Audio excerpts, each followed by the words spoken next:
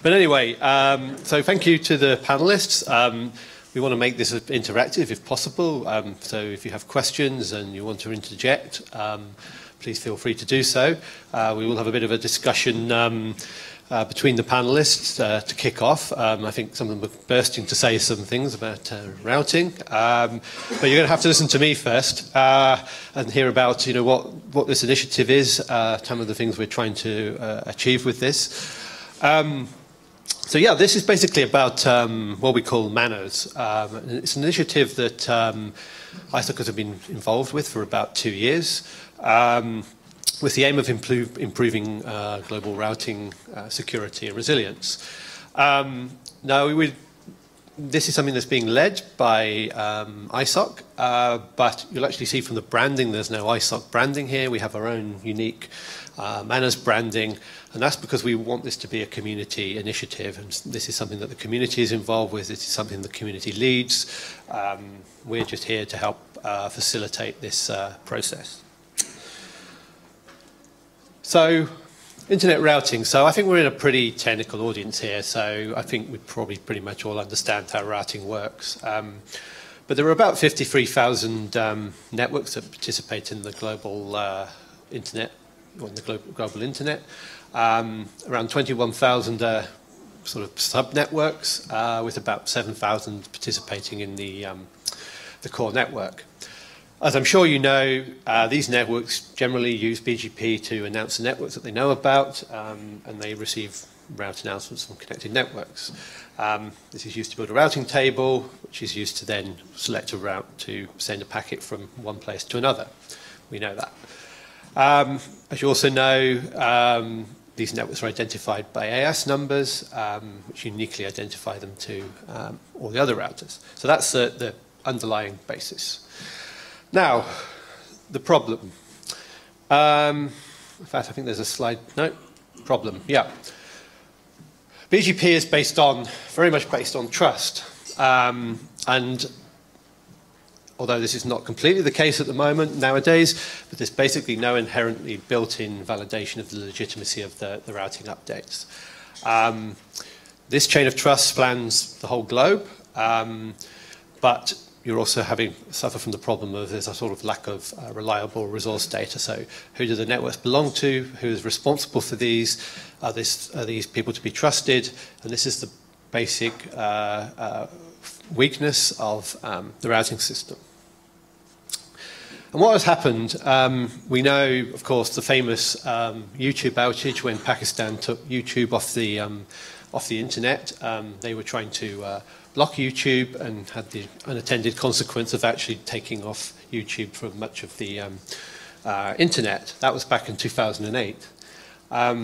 Been various other incidents over that time, some better known than others, but then there was another very big one in 2010 when China Telecom misannounced some routes, and that diverted traffic from a number of major ISPs into China.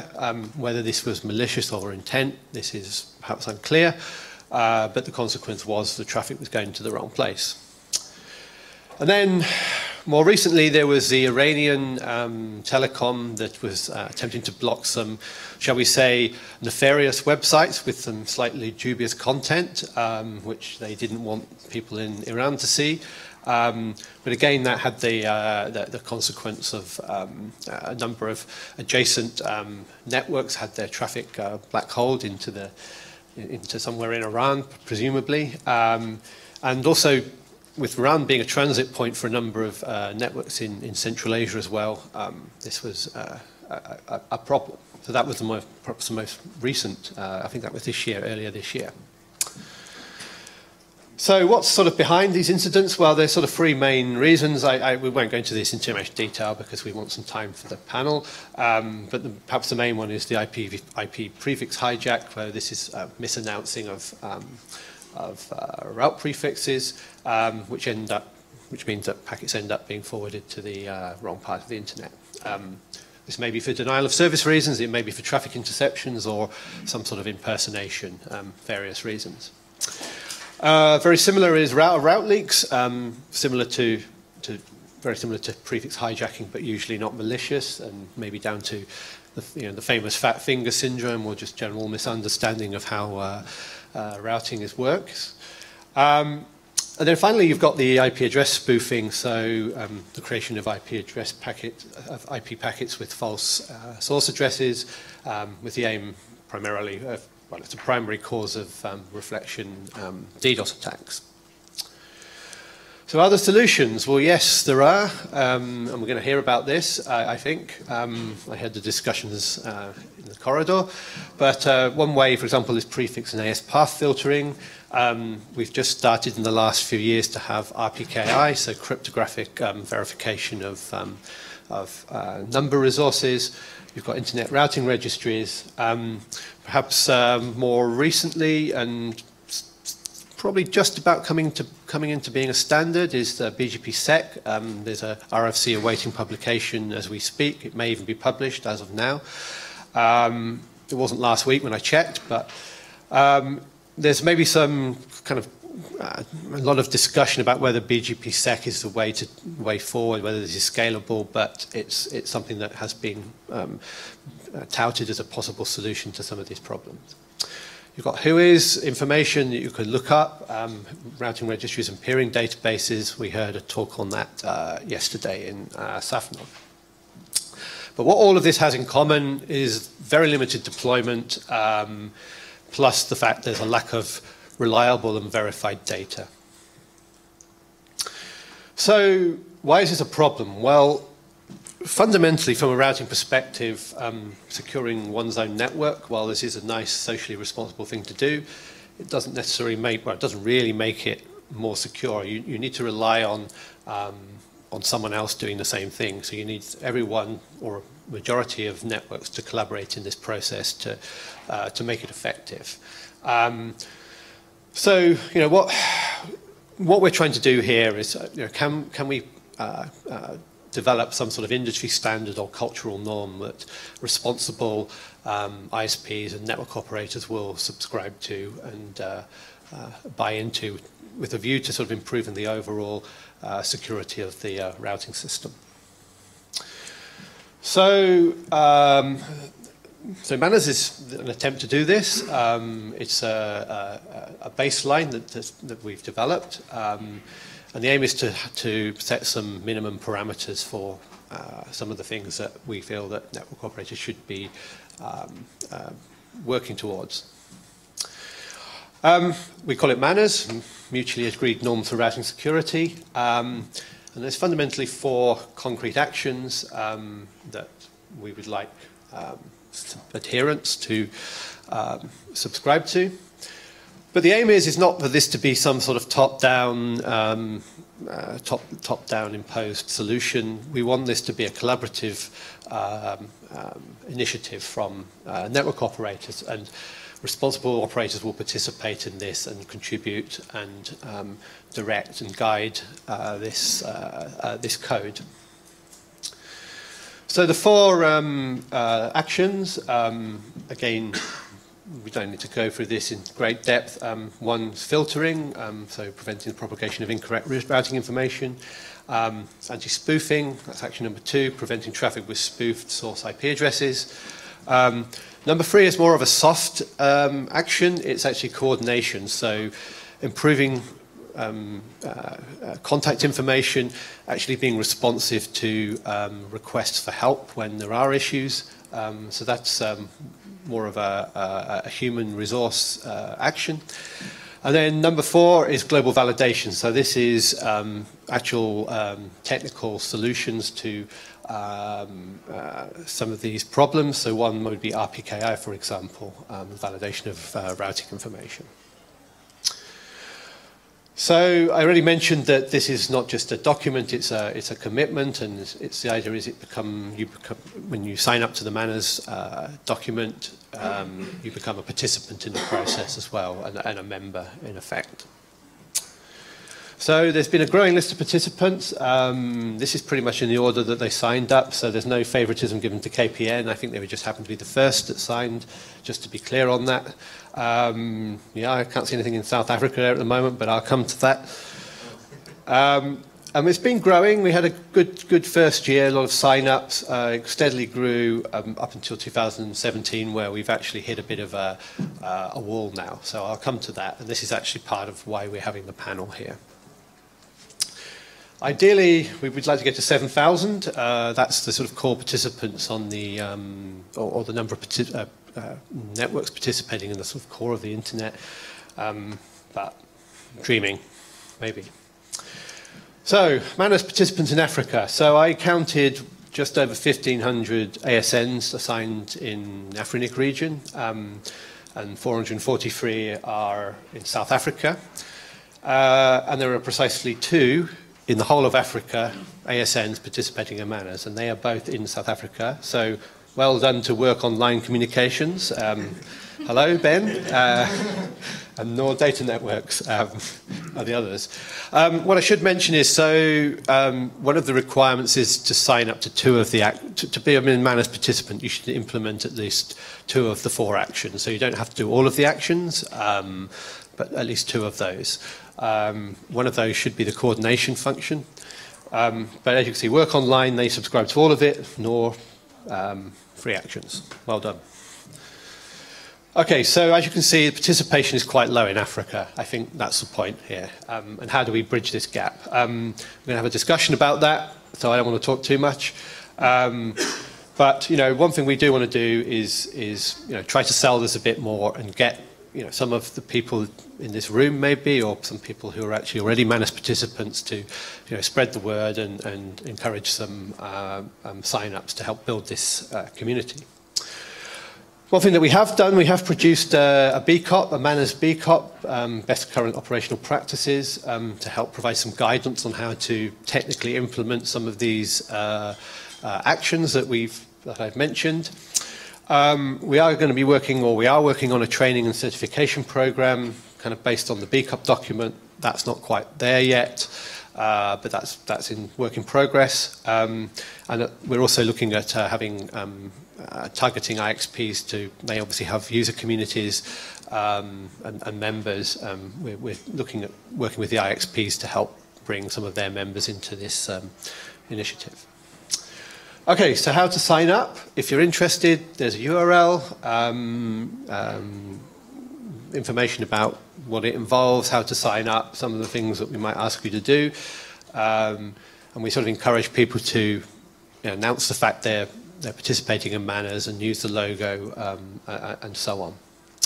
Okay, that's it from me. So we can move to the panel. I don't know, do we have a roving microphone? Maybe I can take this and...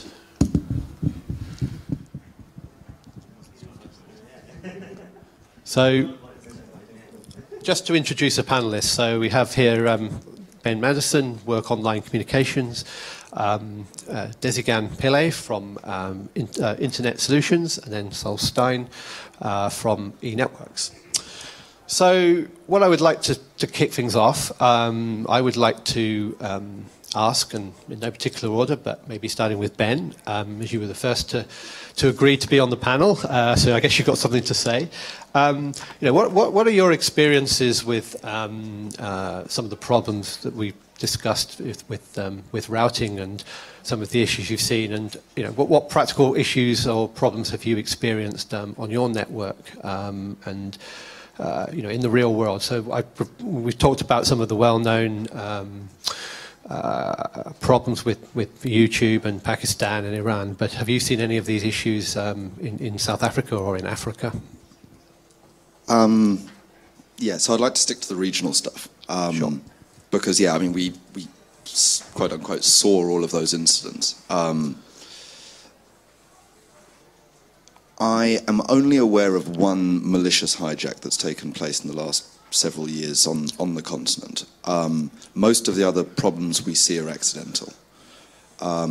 But they generally, so the things that affect us operationally fall into kind of 2 categories.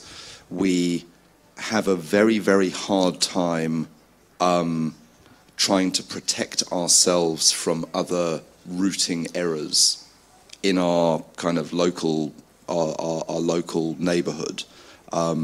because of difficulties getting sufficient information out of our peers in order for us to be able to build filters to protect ourselves. And that adds colossal amounts of admin overhead to our peering management, to our network operations, to troubleshooting for customers.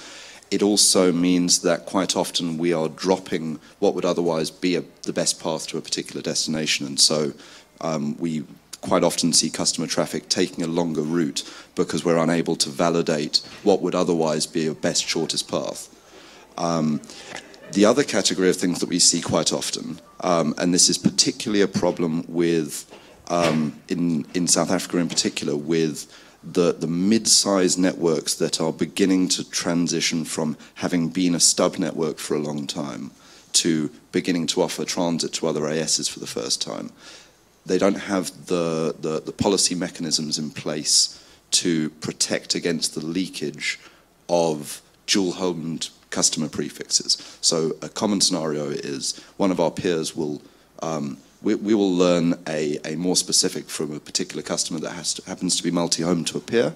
We'll advertise it to that peer. They will learn it, but it will hit their prefix filters, and they'll be filtering on prefix only, and so that will leak, and they'll end up leaking a transit announcement for us. Which is problematic because I size my network based on my network, not on what I'm guessing is in my peers' networks. And that is, first and foremost, it's an education problem. And it's one of the reasons that I spend quite so much time on this topic, is because our lives would be simplified dramatically if we were all operating to a kind of a mutually understood baseline. And to be honest, I could care less whether that involves anyone signing up for MANRS or not if they're doing the stuff. It makes my life easier when I'm selecting who I interact with and who I peer with if they're on the list. Same question. Same question, okay. Well, I have to agree with Ben. I mean, obviously we get a lot of these coming in from our customers, a lot of prefixes that are not meant for that AS. We do get that, and we filter them out as best we can within our environment, within our network, so it doesn't reach other customers, so it doesn't reach other peers, and so on. But it is difficult, and we face a lot of challenges with that. It's a lot of management, as Ben has said. We also face the same challenges. But I think we have sufficient policies in place to protect us, protect internet solutions. We also try to assist our clients wherever we can to guide them in the right way on how to advertise their prefixes, how to correctly originate these prefixes. So all of that makes a difference, and I think that will make a difference to the community as a whole. So that helps. Thanks. I'm going to answer that question in two parts. One is external, one's internal. Externally, I think the biggest problem is we're getting a lot of, with XZA's NAP, a lot of people are starting to peer, which is fantastic. It really is. But a lot of people think that peering with the root server is it. You've done that, you don't have to worry about anything, and hey, it just works. I've suddenly got like thousands of peers. What people don't realize is, as we've mentioned, you've got to have filters, you've got to protect yourself. And I think that's what MANRS is driving, obviously. But so, as I say, once you've got filters in place, you better protected, but it's not the panacea for everything. I think what Ben and Desigan have spoken about is, it's fine for customers that you're doing BGP with, but what about the customers that you're not, who are just got a default route? They can send you anything. So what I think what's often forgotten about is, yes, we're talking about protecting the border here, but what about protecting from your customer side? RFC 1918 address space, that's fully routable in a default gateway sense. It's going to go nowhere, but if someone sends you a 1918 address from their network, and they've just got a default gateway to you, and you got and static route back to them, it's going to go into your network unless you actually actively blocking those kind of things. I think that's something also that needs to be addressed. Sure.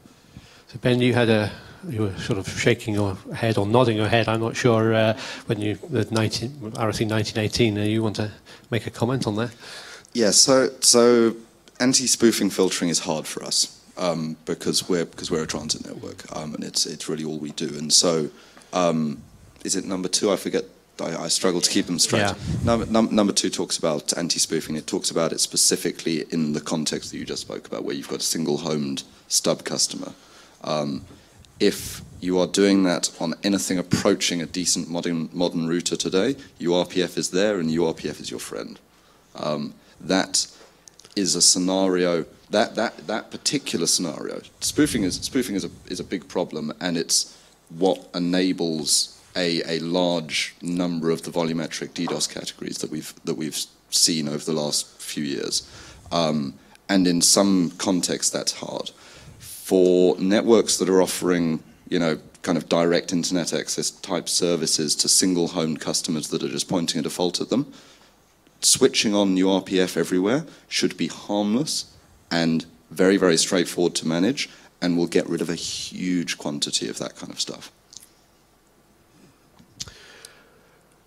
So, I mean, just to touch on a point you made earlier, you said it's about education, part of this, and ensuring that people, network operators or network engineers understand how to configure things or knowing what they're doing. Do you think that this is something that MANRS could help with, or is this something that, what's the solution, the best way to do this? Because, we've been working with the internet now for, 30 years. BGP's been around 30 years, I guess, and seeing similar problems, the same mistakes being made. What would you maybe see as being a way of improving this situation, improving the education, improving, other technical solutions that should be implemented to solve this problem? I mean, I know you've got RPKI, for example, but... Yeah, so a few times this year I've presented from exactly the same slide deck that you just used. And when I get to the bit that says, oh, there are solutions to it, I kind of modify that bit, because there's kind of solutions to it. There are chunks of it that you can kind of cut off and deal with using technology today, and there are bits that just frankly we don't have a solution designed around. Where a technical solution exists but it needs to be implemented by more than one autonomous network, that comes down to community for me, and that's why my participation in MANRS is. And as I say, I could frankly care less whether it's MANRS or something else. But if operators, particularly within regions, aren't talking to each other about this sort of stuff and sharing experience and sharing how they go about things, that cost accrues to everyone in that ecosystem. And that's kind of what I'm hoping comes out of today, is we, as I say, have a problem in the the topological center of the internet in Southern Africa, whereby, and this is a problem that for the most part doesn't exist in other parts of Europe. You see it in Asia, in other parts of the world. You see it in Asia a little bit, but it's pretty much a solved problem in Europe and the States. The ability, and this goes to action 4 of MANRS, the ability for me to get sufficient information from the networks that I either peer with, or I take transit services from, or I provide transit services to, getting sufficient information from them to validate routing information at the edge, whatever that means for me. In my case, that means building prefix filters mostly, is hard work. And to a very, very large extent in South Africa, that relies on a massive flood of emails on an almost daily basis, which drive me up. I'm going to do my best not to swear on this panel, but it might slip out. We're all about adults. We're all adults. Yeah, but it's fucking irritating. And it's particularly fucking irritating when you've gone to the time and expense to build automated systems that can do this stuff for you. And I mean, I'd like to, again, this is something that I've done before, I'd like to again make a standing offer that any decent-sized operator in the room who is announcing to me more than a half a dozen prefixes, I'm probably filtering some of them out. Come to me, we can talk about it, I can give you running code, I can tell you how to deploy it, it will save you time, it will save me time, and it will make the internet better. And there are some people looking at me nervously. I think maybe I won't name names today, maybe next time. So, So the worst culprit of the transit-free networks in South Africa, i.e. the networks that are transit-free within South Africa, not global. There are no global tier ones that are from South Africa. Of those networks, the worst culprit is Neotel. 3844 is not blameless, but they're not as bad as Neotel. At any given time, I am probably filtering out 40-odd% of the prefixes that get announced to me by 36937. And the fundamental problem, and this is something that I've been trying to address with them for the better part of 2 years now, they do not have an AS set in any mirrorable registry that contains a list of who their customers are. I can't build filters on that basis.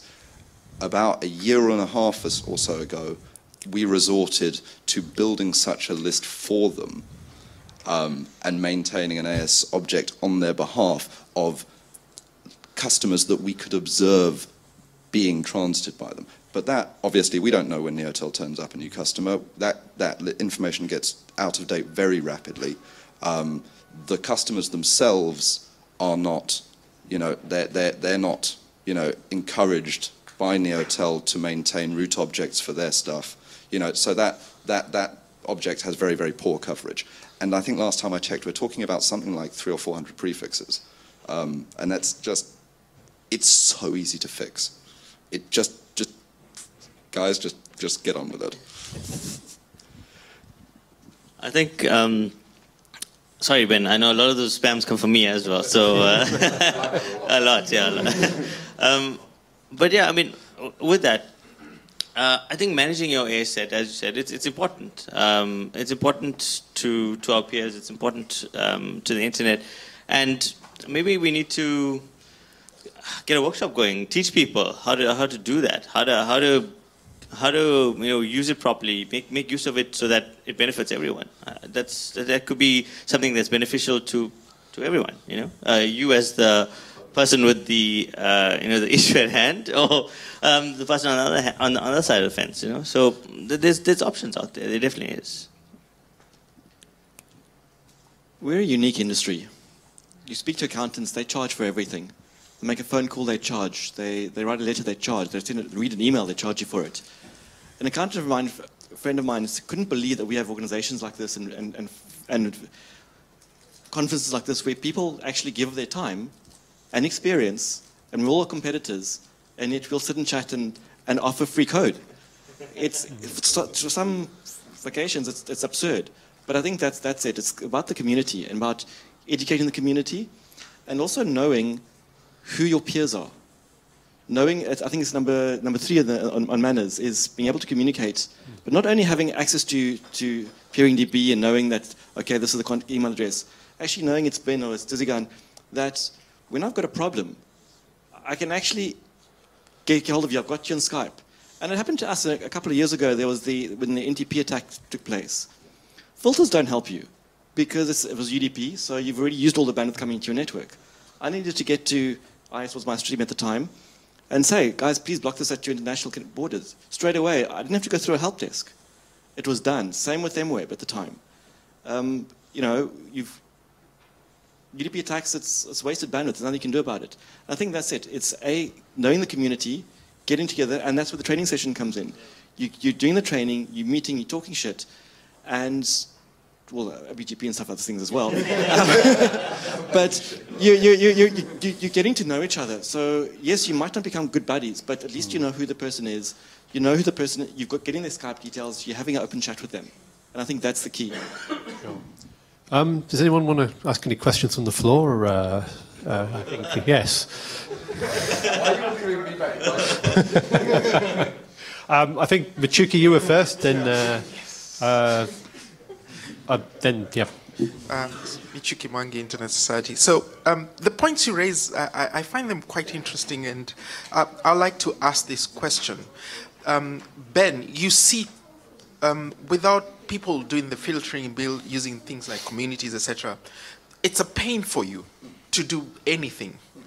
But for the person who is not doing it, they don't have any network challenges per se if they haven't done it, or they are not conscious of those challenges. And so what I tend to see is, if you have the platforms where you're able to show how your network is causing me so much headaches by not doing the right thing, would that then trigger that initiative that, you know, they need to start doing something? It's like, hey, I will send you 100,000 prefixes just one day and see how you deal with that. You know, and so, and this comes from some of my personal experiences when going out doing workshops around the continent, where you ask people, how many of you are doing communities just on the networks? The first thing they look at you and say, what are communities? Oh, and this is how you build them. But why do I need to do it? And then start explaining to them what is routing policy, peering policy, etc. And then they start understanding, but it still takes some time for them to see why it is important for them. And maybe the platforms where, you know, you get to share what pain points you see from your point of view as another operator in the same market or in the same region, why it's useful for you. Would sort of trigger them to actually see the value of implementing this. Yeah, so you're absolutely right. And I think that, so most of the issues that we see, they're certainly present on our peers' networks. They may or may not see them. They may not get a support call, or, you know, see it in their log somewhere, or, you know, notice traffic hairpinning through Europe when there's a perfectly good peering sitting in Johannesburg. For the most part, we are talking about people that should know better. You know, I don't begrudge a lack of experience and information on the part of someone who's been doing this for 5 minutes and is operating a smallish network. I'm more, as I say, I'm more than happy to lend a hand to whoever, but it's much less begrudgedly if it's someone who I would expect less, you know, less well-manneredness from. But you're right. So one of the things I'm currently writing is an extension to our internal peering tool that will be publicly accessible and will allow our peers to see what we're filtering out from them. But I resent every single line of code that I'm having to write for that tool.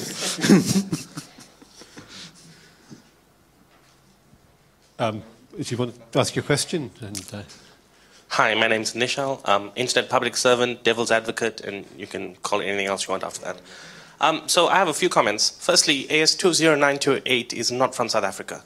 It looked funny when you mentioned it. It may be a typo. Egyptian ISP. Secondly, why do I need a noddy badge for doing the right thing?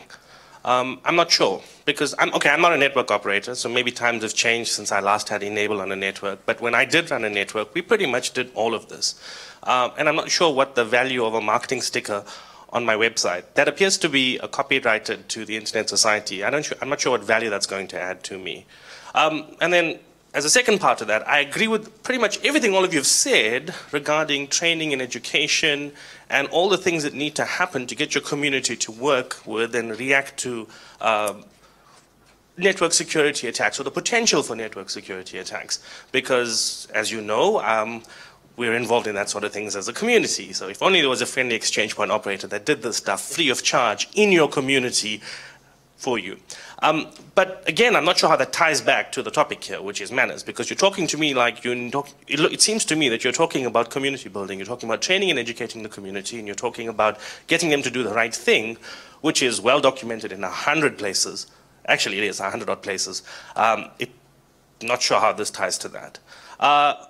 I have more questions. You want me to stop before you want me to keep going? Well, the first one you spoke about was why do you get a badge for it, or why do you need to get a badge for it? Maybe it's not for you. Maybe it's a way to show other people that you are responsible, a responsible use. So that's what I thought you were going to say. Sorry to cut you short. And that's really useful if it actually meant something, because there was a, you know, like a hi, I'm a CCIE, if you thought a CCIE meant something, or. You like that? Nishal, as I think you said, you haven't had enable for a long time. But things, and as much as but I teach. I may not have an enable, but I teach it in various communities, and I'm uncertain what value that brings to you. What I think is people out there have changed, regrettably. Do you? Change is inevitable, but I think people do want that little nolly badge. I think for a lot of people out there today, that naughty badge is important. Do you have the naughty badge? No, you I don't. because you're not Ben, who is the only network in Southern Africa that has it. So do you make decisions based on whether or not other networks have or do not have that naughty badge? And I know the answer. You don't need to answer. Okay. So I don't see what you're saying. You seem to be contradicting yourself. Okay. So I think this answer varies for different operators. But so recently there was some market research done by the ISOC guys around what this means in terms of a business case. The people in rooms like this, for the most part, and then this is why I refer generically to this topic as preaching to the choir, because usually you're preaching to the choir, because the people who are sitting in this room are generally not the problem. Some of them, like Andrew, are the problem, but you know, thankfully, as soon as you get to the mic, I'm going to take lots of cuck. So, like, you know, I'm just getting in while I can. For a large number of operators out there, the decision whether or not to take engineering resources and put them into a project like deploying RPK, whether or not you think it's a good idea, which I'm not entirely sure that it is. But as an example, putting them into a project like that is a management decision, not an engineering decision in a lot of organizations. And in order to get that management buy-in, you need to those organizations need to show how it impacts either their product quality or, you know, indirectly or directly their revenue base. And the outcome of the market research that was done seems to suggest, actually much more strongly than I was expecting it to, that there is a lot of perceived value in a public statement of support for these kind of principles amongst those guys' potential customers. Okay, so again, that's what I expected you to say, except that when there's, and we spoke about this the other day, when there is a transgressor, and all that happens is, oh, well, you don't deserve the naughty badge anymore, then the community starts to lose faith in these things. And that's what I'm trying to get to, really, that if you start putting up these badges and people start to say, oh, wow, this is something that I need to have, like the CCIE initially, which was a naughty badge of, you know, distinct merit. And then you found out that there were organizations that were literally just feeding people answers so they can get and split. What's the value of this thing? But again, that's rhetorical. I did introduce myself as devil's advocate. I'm going to hog the mic because it's Andrew behind me. This is a concern. If all of you are still talking about RFC 1918, I'd like to welcome you to the 21st century. You should be talking about at least 6890 or 8190 because it means you completely left out V6. So Ben, I know, is doing that. But to the rest of you out there, please don't refer to 1918 anymore. Join us in the 21st century. And the last comment I have was about what you said about denial of service attacks. The vast majority of denial of service attacks these days are not spoofed. The data that we have, the data that the internet has, shows unequivocally that the largest attacks are not from spoof sources. They're taking advantage of, you know, resources that are available on the internet, the vulnerable webcams, baby cams, whatnot, and all of that. Is this actually making a difference to that? The title said something at the start, 2 years of good manners. So what data do you have to show that it's contributed to any measure of success? I have a number of problems with this deck. One of them is that it seems to overstate, for reasons that I don't want to kind of try and second guess, how useful this stuff can be in combating distributed denial of service attacks. That is not what it's for first and foremost. Insofar as it makes that stuff harder, then great. But you're absolutely right that there are multiple whole classes of attack that you can mount without spoofing anything, and you can do so within a completely manners compliant network, you know, in practice and in theory. So I think that it's a mistake trying to. I think it's a mistake trying to lump all network security issues into one bucket and try and solve them all simultaneously and argue against one because it doesn't solve the other. But I think it's equally a mistake to talk about a solution to one as if it's a panacea to all the others as well. And I think that's something that the manners community has been guilty of over the last couple of years in respect of the DDoS problem.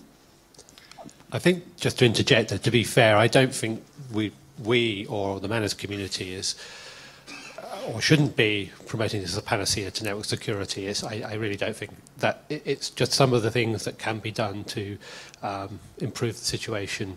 I think that's what it's aimed at. But anyway, it's not about me, it's about Andrew. I will come to you, and I know you'll probably be sitting there for a long time now, but... no, actually, I'm going to be pretty brief. So my first comment is, right at the beginning, when you were talking, you referred to two people who've signed this document. We haven't.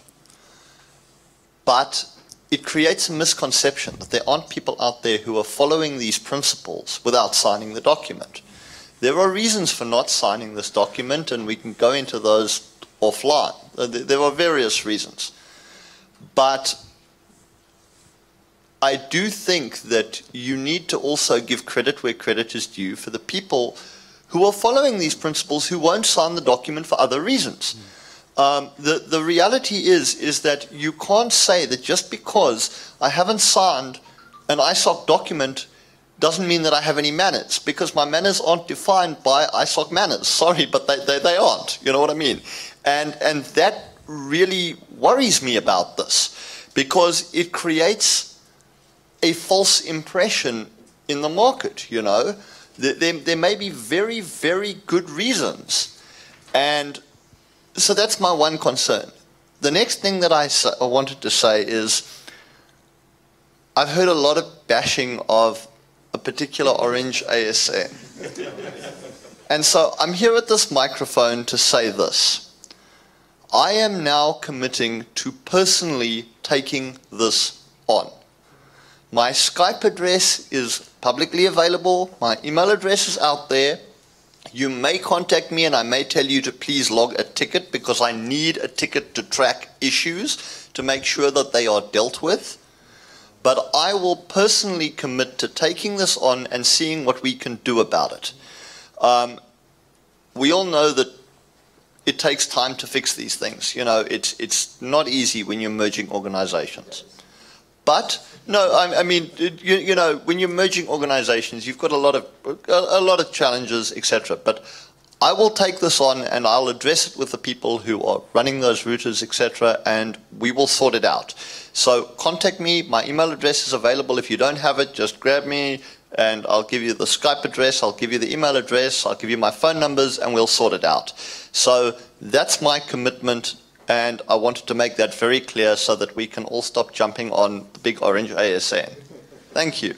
And that's awesome, Andrew. And maybe if everyone does initiatives like that, we can clean up things. You know, maybe that's what MANRS is trying to do. I'm not saying it's the right way or the wrong way.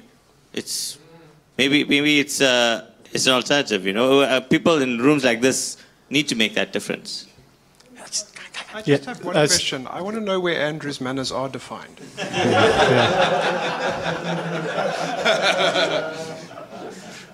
Okay, sorry you've had to wait a while. Not a problem. Sorry, Anthony. I'm the friendly guy in the room. So just as a comment quickly, so I'm a small ISP, and well, actually a big ISP, small ISP that thinks it's a big ISP, and I have some manners, but not all manners, and I've only been doing it for 5 minutes, so maybe you can help us. No, the question is it an opportunity to, please don't shoot me in the foot, okay? Don't take me out when we walk outside there. But as an option to produce or add these sort of manner principles, not necessarily just the term manners that you have to be signed up for manners, but actually recognize, first of all, those that actually have manners as well, not just those that have signed the document, number one. Number two is, and obviously there might be certain criteria that people have to demonstrate. Number two is possibly added to the peering policies of organizations as a requirement. You're right, I'm going to shoot you. Just quickly, can I just respond to Andrew's thing? Yeah, okay. Ben. Soon. So, thank you for the undertaking to get the mess sorted out. We'll work together on it and hopefully it'll be fixed before too long. The point you make about organizations being unwilling or unable for whatever reason to you know, quote unquote, nobody actually signs anything. You know, you send an email, but quote unquote sign the thing.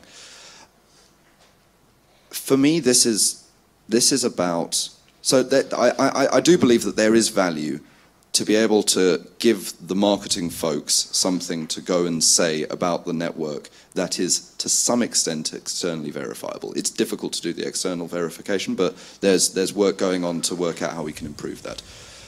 But it's not clear to me what those impediments are. They don't exist for us, as evidenced by the fact that we did join. And this was not, this was not something that we did that day and then signed the document. This was stuff that we'd been doing for a very long time. There was an initiative to make that information public and to try and encourage other people to do the same thing, and so we joined up. It seemed like the right thing to do for us.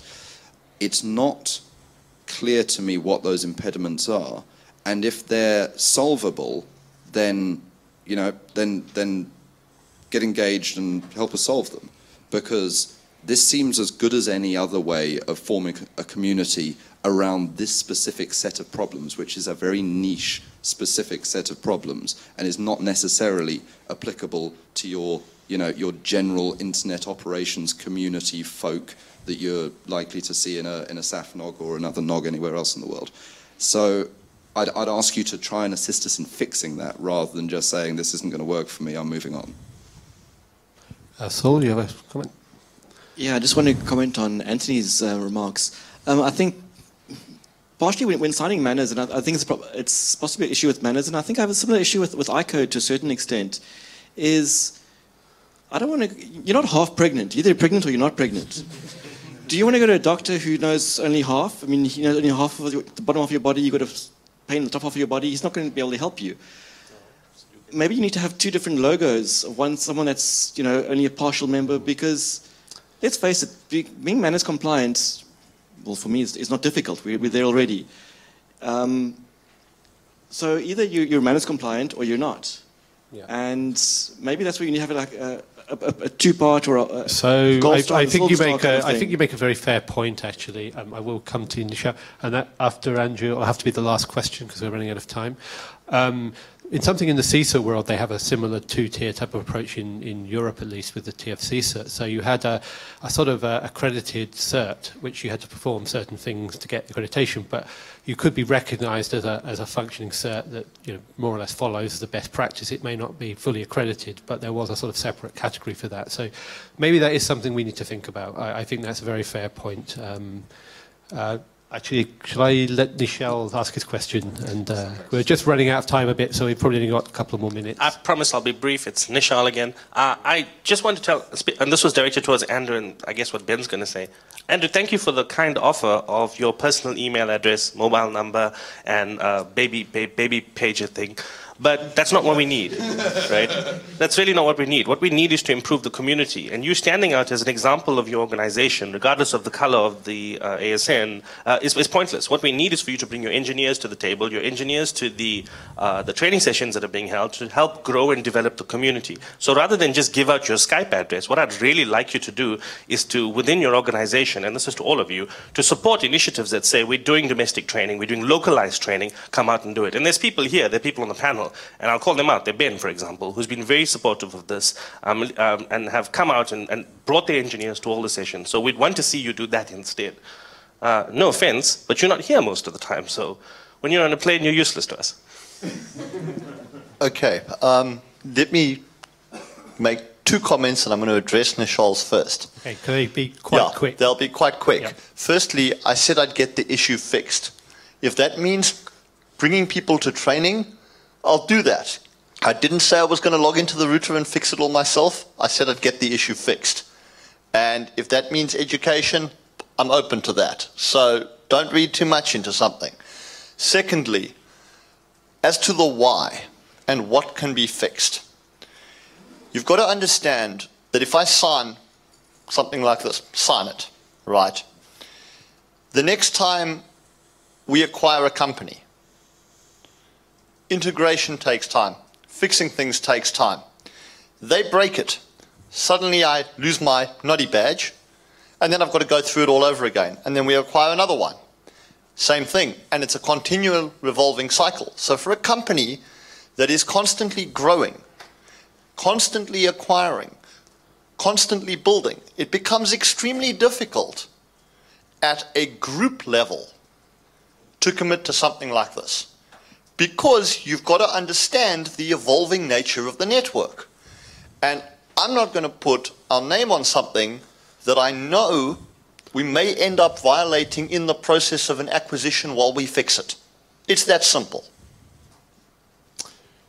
I can save time by addressing Andrew's point and Saul's point at the same time, because that you make a very important point, and that's kind of why I get what you were saying about there being, from a kind of a marketing value perspective, needing to distinguish between people who are doing this stuff and just, you know, intend and are making some effort to do it.